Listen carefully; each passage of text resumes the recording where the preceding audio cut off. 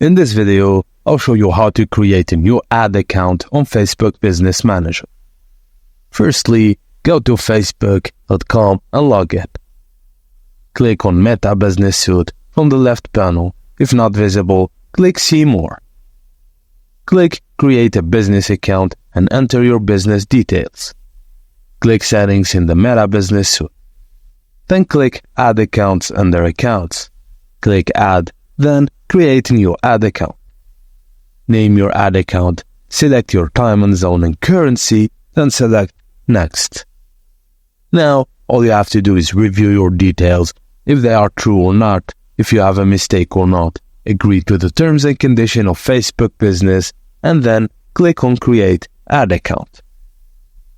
And that's it, guys, as simple as that. Now you can use your ad account to advertise your business. Thank you guys for watching, and please don't forget to like and subscribe for more.